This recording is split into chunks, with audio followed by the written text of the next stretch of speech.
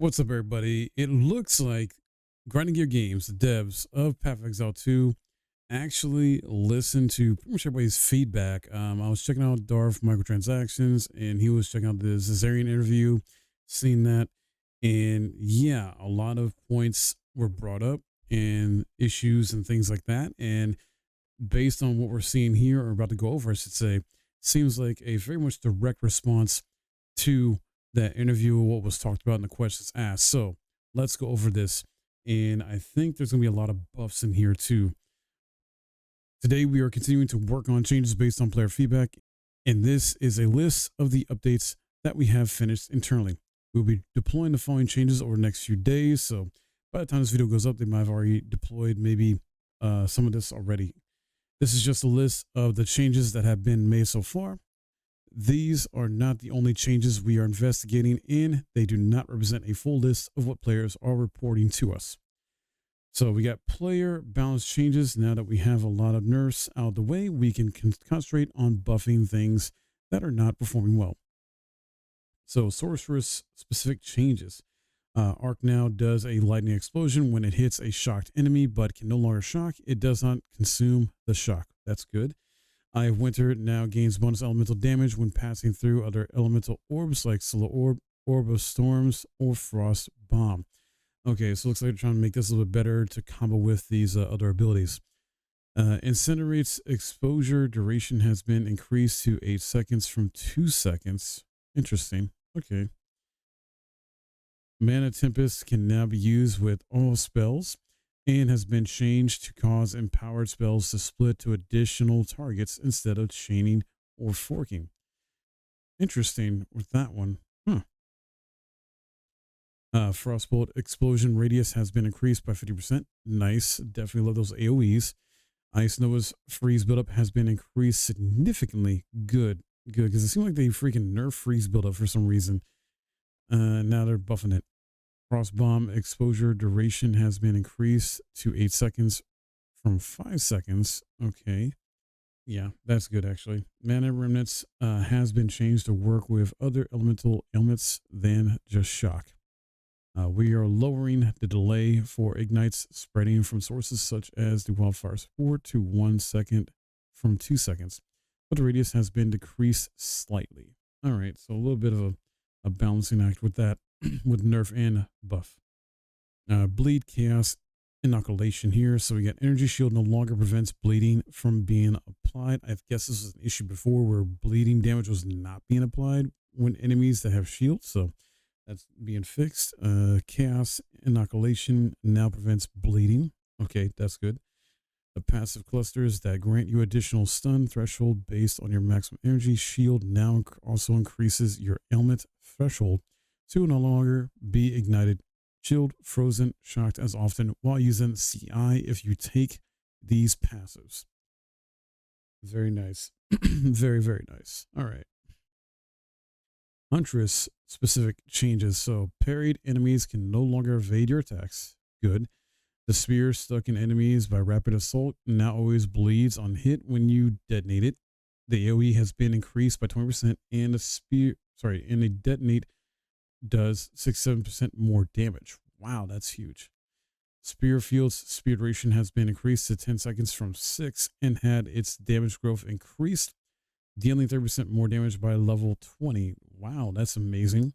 Herald of Blood no longer deletes the corpses of rares or uniques, allowing you to use ritual sacrifice on the rares. Honestly, didn't realize it did that. But yeah, I understand that now. Warrior specific changes. Temper weapon on Smith of Katava now adds 3 empowerments per strike of your weapon and is 25% faster. The damage might need to come down a little. Yeah, if it's like being faster, then yeah, balance it out by lower damage, because I mean you're still going to do viable damage with your attack speed of a skill being faster. So shield wall is now detonatable with war cries. Oh, very nice. Armor break being applied to players by monsters no longer has the 20% extra physical damage modifier that was intended to only be a buff to players. Really? And we have also reduced its duration to 4 seconds from 12. In addition, there was a bug where partial armor breaks were never removed on the player. Okay, yeah, there's been a whole issue with armor and them trying to figure that out and armor breaks like that, and just armor still needs buffing, honestly. It really does. Like, it needs to be as viable as energy shield and evasion, and it's not. Stormcaller, this is ranger specific skills. So Stormcaller arrow now proliferates shocks to nearby enemies in a small radius and has had its AoE radius increased by 50%. Lightning rod damage has been increased by 30%, and the duration has been increased to 20 seconds. Lightning arrow has had the radius at which it arcs to targets increased by 50%. Tornado shot's maximum duration has been increased to 15 seconds. Ooh, awesome for all that.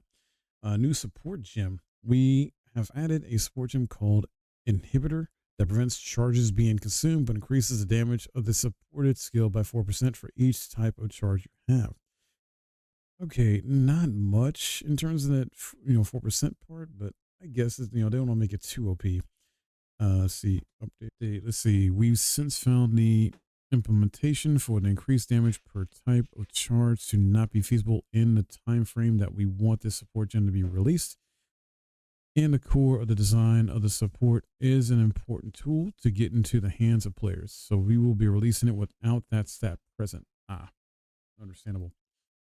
Delirium changes. Delirium encounters now last approximately 2.5 times longer. Okay.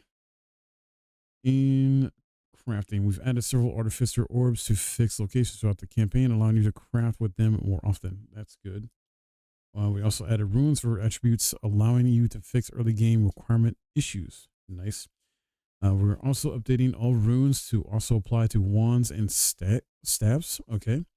This work will require added specific mods for these items. We are unsure if soul cores and talismans will be able to be added at the same time, but it is our intention to attempt to make this change.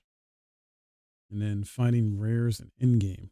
During in-game, a common issue is missing a rare in the corner of the map that you didn't happen to explore. In order to mitigate this issue, we have changed rares to show up on the mini-map at all times. That's a big improvement there when it comes to in-game. Let's see, Matland Waterways. What about this? We have made a change to Matland Waterways to merge some sections of water together, reducing the average number of levers that you will encounter while playing it by 6 levers. Thank you. Yeah, because that area is just kind of annoying to get through, to be honest, with how many levers you got to hit. Monster speed. One of the issues that is often reported is getting swarmed by monsters. We are currently doing a pass to investigate this issue and can probably talk about specific changes tomorrow. Okay, so definitely by the time this video goes up, they'll have some other information, and I'll probably have to make another video about that. But the changes are likely to be targeted at specific monsters that are too difficult, especially in zones that have a lot of fast monsters. Yeah, that makes sense. And looks like lastly here, note about the ritual exploit. Recently, there was an exploit involving reducing the deferral cost of ritual items in combination with using a unique tablet that allows for unlimited rerolls. That I didn't know about. This occurred during the middle of the night, and unfortunately, due to an internal miscommunication, we didn't fix the exploit until around 8 hours after. We have banned 301 accounts that were clearly exploiting this, and they will remain banned until the end of the current league. Thankfully, the economic impact outside of the ban accounts is relatively small. Good. Wow, that's crazy.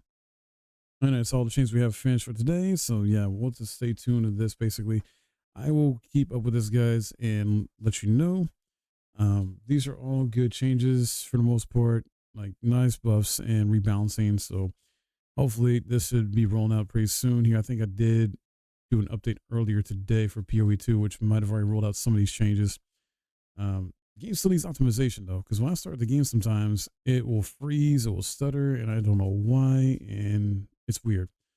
So I get there's a lot of game mechanic stuff that needs to be changed, but they need to work on optimization for this game too. Still to this day, please get it together, and especially with the servers too being like overloaded and it just gets laggy. So yeah, still a big gripe of mine. But what do you guys think about this? Let me know in the comments below.